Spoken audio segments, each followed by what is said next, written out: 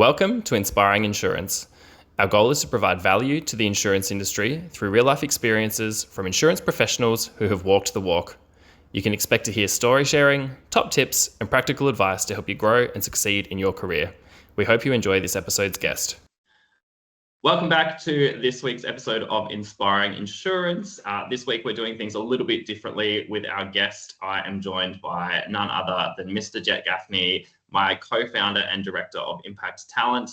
Thank you for joining me, Jett. I feel like we're doing a one-on-one like we did last year when we were on business. Yeah, well, thanks for having me. It's a little bit weird being on the other foot again. I haven't been interviewed in a while, so here we go. Usually sitting across the desk from me, not through a computer screen, so it's a little bit weird. Usually, yeah. Well, just to give a bit of context for anyone watching, Jett and I have worked together for the last couple of years. As of January this year, we launched our own recruitment business servicing the general insurance market. A few different reasons behind us wanting to do this is to be the main reason being able to service our clients nationally and not having to, I guess, be pigeonholed into one specific region. So excited to, I guess, share the journey of Impact Talent so far, learn about Jett's story and how we got here. But we always kick these off with a little bit of an intro. Tell us about your journey, mate. Let's go. Yeah, cool. Well, so my journey, I guess, coming out of school, I kind of knew that I wanted to go into a relationship management type role. I knew I wanted to deal with people. I think the uni route for me, it just didn't really appeal to me. And so coming out of school, you don't really know what kind of jobs are out there in the market. I think the one job that most people sort of think of or know in the back of their mind is going into real estate. And I thought that was, that kind of fit the bill for what I'd been looking for in a career. So did the qualification, got through that, and then went into an associate type role. So working alongside a real estate agent, it was great. Did really enjoy it. A lot of door knocking, which was quite fun. Being on the phones quite a bit. It gave me a really good insight into what I was kind of looking for in a career. Had sort of done that for a year and a half, and then kind of got to the point where there were some other associates in the office kind of in a similar role, and they had sort of been in that type of role working alongside an agent for 4, 5, 6 years. There was one guy specifically who he'd been doing what I've been doing for 3 or 4 more years than me, and he was kind of in a position where even after all that time he didn't really know where he was going. There was no real plan for him to become a real estate agent, and for me, I guess I was kind of thinking, I do want to be a real estate agent. If it's going to be something that isn't going to be viable for another 3, 4, 5 years, kind of put that thought in my head, maybe go do something else and potentially come back in the future, maybe when I'm a little bit older. Didn't really know what I could go and do. I had a friend at the time who worked in the office, and they sort of knew that I was thinking about doing something else, and they kind of just said, I think you'd be really good in recruitment. Had no idea what recruitment was, and kind of just had a look online and was kind of like, this is kind of a similar job. Don't really know too much about it. Ended up applying for literally just one job, went through the interview process, and rest is history. Just fell in love with it. It kind of just fit perfectly for what I was looking for and where I was at in my career, and here we are 2 years later. Yeah.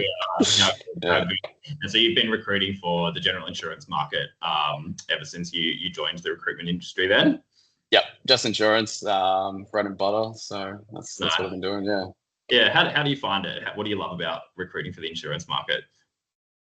I think at this stage for me, I think to be a really good recruiter, you have to do something that's aligned with kind of your personality or as you as a person. And I kind of find that insurance, at least in maybe the broking sense, at least is kind of very similar to what we do. I think being that middleman between two parties, very similar type of role.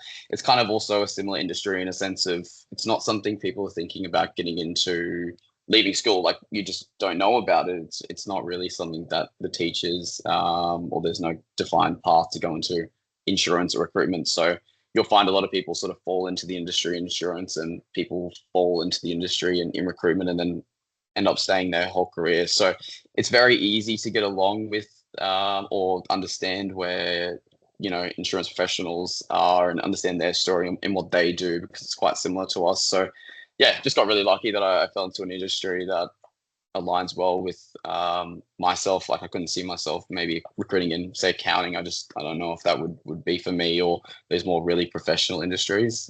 So yeah, it's all worked out really well, I would say. Yeah, nice. Yeah, I completely agree with you. It's very relatable with the I guess the brokers that we're dealing with, because they are that middleman between two parties, as we are that middleman between two parties, being our clients and our candidates. So they understand when you might ask certain questions, or when you're Yeah. going through a process and you're asking them to follow your process, they kind of get it. So yeah, I think that's very, very true.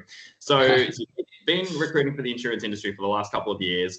You were an employee, you're now a business owner. What's changed for you?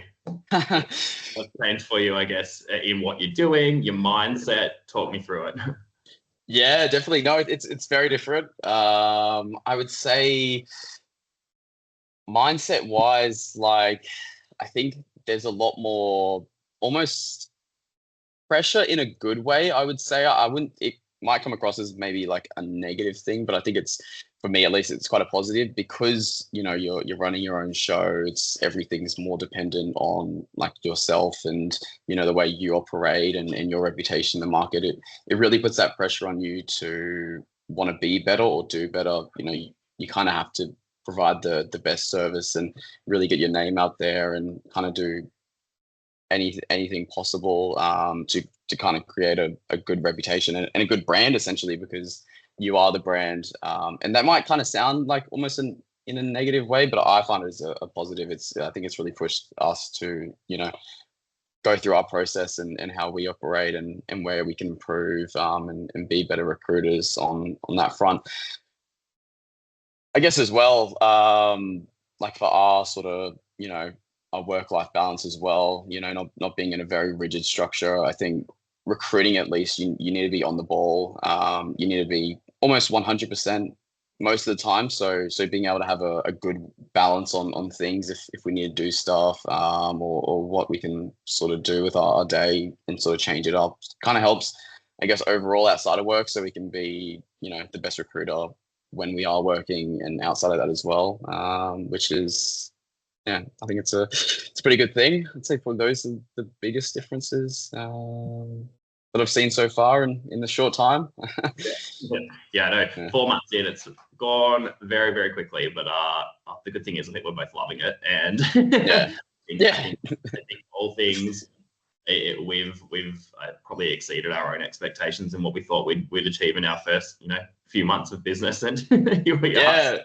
I'm very definitely see what the rest of the year holds, and then going forward. But what are you loving the most about, I guess, what we're doing, the impact that we're creating through the work that we're doing with our clients and candidates? What are your highlights so far? I would say the highlights is kind of what I was just touching on. Like we're kind of carving our own path in the insurance recruitment space. I think recruitment in general tends to have a negative sort of connotation to it. There's definitely, just in recruitment in general, it's very easy to like stray from the path and kind of not run a tight process and not sort of be, or it's very easy to lose a good sense of recruiting. And yeah, there is that stigma, I guess, and kind of seeing how we can improve it and sort of making our own mark in the space, in insurance at least, has been really exciting. I would say that that there's been a lot of more inbound, like from clients and candidates alike, who have sort of seen what we're doing, seen who we're working with, what's sort of out there in the market, and what candidates we're working with, what jobs we've got on, and sort of coming to us, which is something kind of new, I would say. And yeah, I think just really carving our own path, and in the short time that we have been doing this on our own, I can see the difference from what we were doing previously, what we're doing now, and sort of what we've been able to improve and create our own sort of procedures and policies and Yeah, it's kind of been working quite well for us so far, which is it's really cool. Early days, but that's what I'd say has been the best. I would say. Yeah, and alongside that, I remember when we sat down at the very beginning of all of this and we kind of carved out what are our core values going into business, and one of those was the long-term relationships piece. And we've kind of said we help the best insurance businesses attract and retain the best insurance talent. And I think the only way by having those long-term relationships and actually being able to pick and choose when we're saying that we're working with the best insurance businesses, I think we have to be really mindful about that and our reputation and what businesses we're actually placing people into. So I think that's really, really beneficial as well. And the fact that we're kind of able to pick and choose who we've worked with, and every placement so far has been an amazing match. So I think yeah, definitely. It's been quite different, like being able to choose who we want to work with, who don't align with what businesses don't align with, how we want to recruit, and kind of just saying no to businesses is something I haven't been able to do, or haven't done in the past, and we have had the opportunity to do, and has worked out quite well for us, being able to pick and choose with everything. For sure. What are you seeing in the market right now? What are the top traits that you're seeing in the insurance recruitment market right now? Yeah, there's a bit going on in the insurance industry at the moment. I would say for most businesses, at least, like if you're talking in a broking sense, I would say, a broker between that 2 to 5 years, just across the board, is kind of what everyone wants. That's where everyone sort of wants brokers. I think as well at this time of the year, going into end of financial year, the desire for more at that assistant level seems to ramp up. A lot of businesses will be looking for, have started to suggest that, we're wanting assistants, 12 months experience, kind of know what they're doing in an assistant type role. And that usually picks up this time of the year. Everyone sort of wants those. There's a bit of movement as well. I guess there's some acquisitions, some mergers going on across Australia, which naturally has some sort of movement in place. So there's a bit of movement there. I think as well, the best candidates in the market, they're still not really looking. Like these are people that they're not going to be applying for jobs. They're not really looking on Seek. I think that's like year round, just something that doesn't seem to change. If you're really going to be looking for, those really standout candidates, they're not really looking for the most part. And I would say that's kind of what's a little bit that's going on at the moment in at least the recruitment space. There's always stuff going on, but that's probably where the requirement is and where a lot of people are looking for the most part. What about from a different angle? So what are you seeing when it comes to, I guess, us working with candidates? Are you coming across any bad practices across the industry from a recruitment perspective that you've noticed? Yeah. Well, unfortunately, yes. At least from, I guess, a recruitment perspective from recruiters, the feedback we get from candidates or what we tend to see is sometimes, recruiters they'll have jobs out and they'll get candidates apply for the roles. They may potentially have a 5 or 10-minute chat with them, and then from there, it seems to be there might not be an indication of what jobs they're actually working or what clients are out there. It's kind of more a little bit of a grey, a little bit of up in the air. It's kind of the sentiment I get from candidates when I have that conversation with them around how they want us to operate as recruiters or what their overall experience is when we meet with them. And then, we may get through a process. We'll have a job for them at least that, ticks the boxes and we think would be a really good fit for them. We'll hear from them that, I haven't heard of that business before or don't know anything about them. We'll go in all detail about that and the role, and they'll be like, yep, absolutely love that. I think that would be perfect for me. Get through the process, get their authority to represent them to the business, and then the client will come back to us and sort of say that we've already received that resume a couple of weeks ago, and then unfortunately, we'll have to go back to the candidate and sort of let them know that we can't really represent them for this, and kind of explain what's sort of happened in that instance. I think the other thing as well is very common, and a lot of candidates sort of feel that they kind of get left in the dark.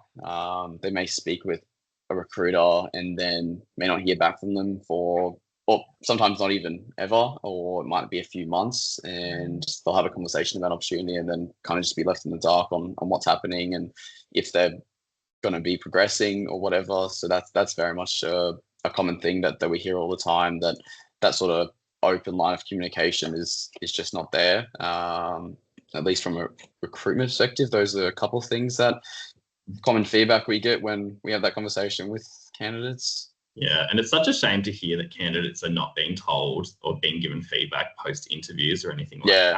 I think it's the candidate's right to understand how they went, whether that be positive or negative. And just an update is common courtesy, right? So it's a real shame.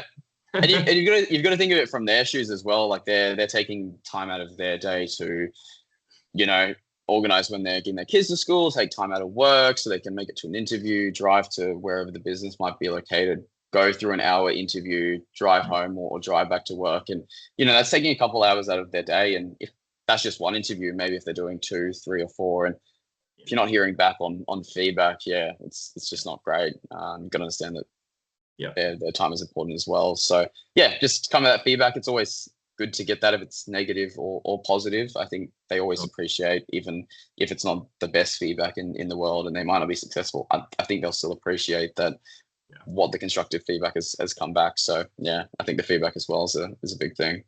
For sure. Yeah, the word constructive, definitely. Constructive. Constructive. What's different about what we're doing in our process in this space?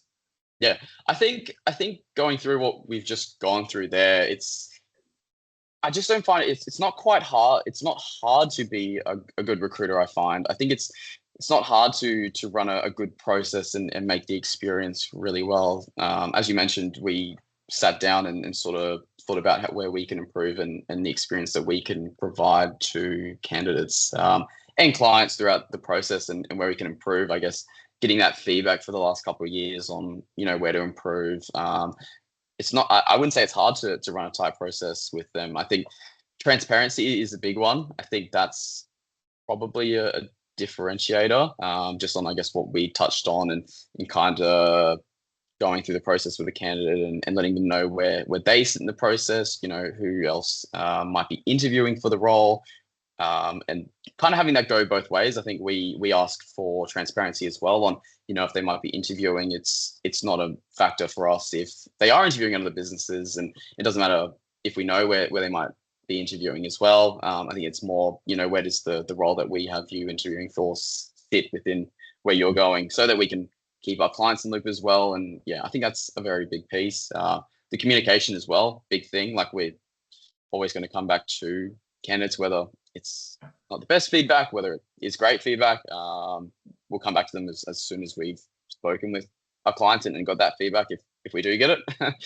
Or even if it takes a couple of weeks and we don't get feedback, like just letting them know, hey, I haven't spoken with them as of yet. This is where we are, and just kind of giving them that little update as well. I think taking the time to meet with them as well. I can't say for what other recruiters do, but trying to meet with all candidates, sometimes it doesn't work because obviously life happens and it's a bit hard to do that, but always taking time to meet with them. And then even the after placement care as well. Won't go into too much on that, but something as well, like 6 months following the placement, sort of keeping in touch with them, giving them a really good experience overall, I would say is it's kind of what we've been trying to create so far. And I think that's working well for us in what we're doing. Won't go into too much detail on that, but that's kind of a few of the main things.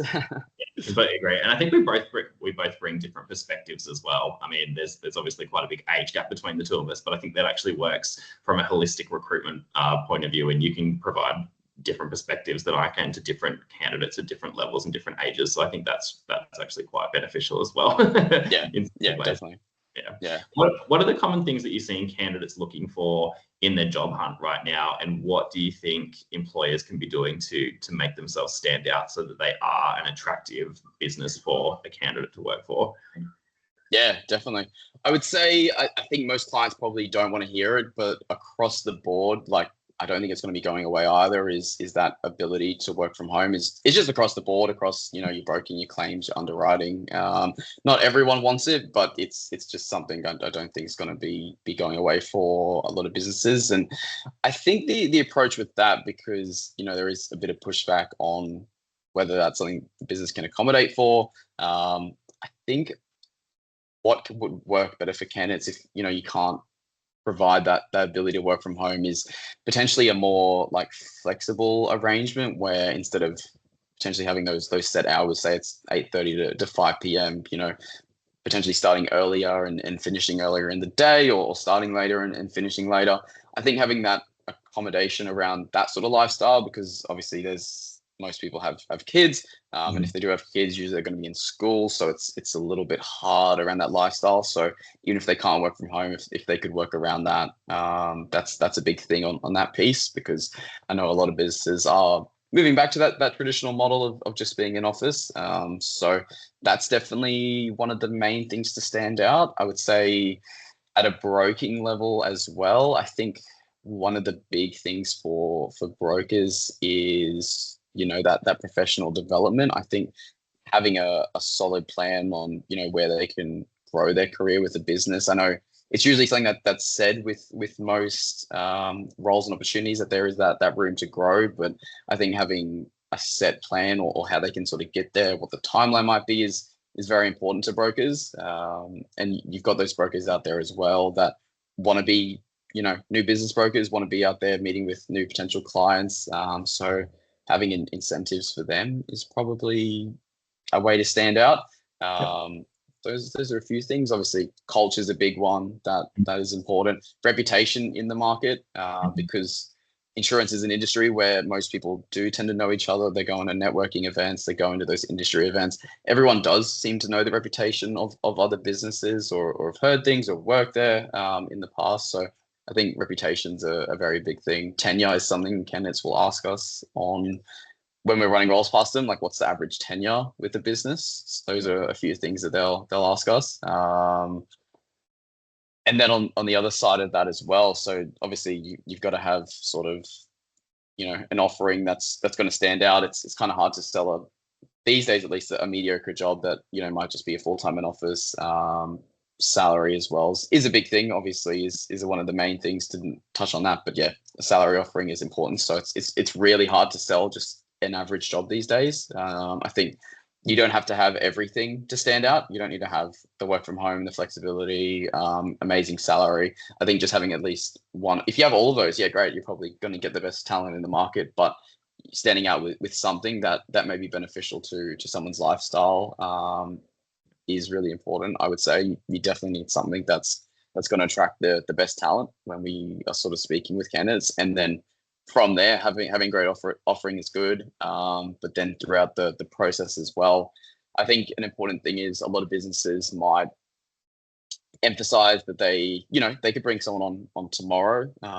If the right person comes along, yeah, we could bring on board them tomorrow. But in actual reality, doesn't tend to happen. I think that thought's always good, and going from there, it just sounds like it would be quite easy, but processes tend to drag on quite a while. Like it might be something that they say we want to have someone in the next 3 weeks, but it could drag out into 6 weeks from there. I think getting that on our end, at least getting feedback from clients, whether that's just on a CV and what the feedback is, if they want to meet with them, or if they're not for them, and we need to refine our approaches. Getting that feedback quite quickly is essential. I think the best candidates in the market, they usually do have a few processes going on. It usually isn't just one. So I think trying to get them in, say, for a first interview quite quickly, and then getting that feedback on what the next step quite quickly is very important.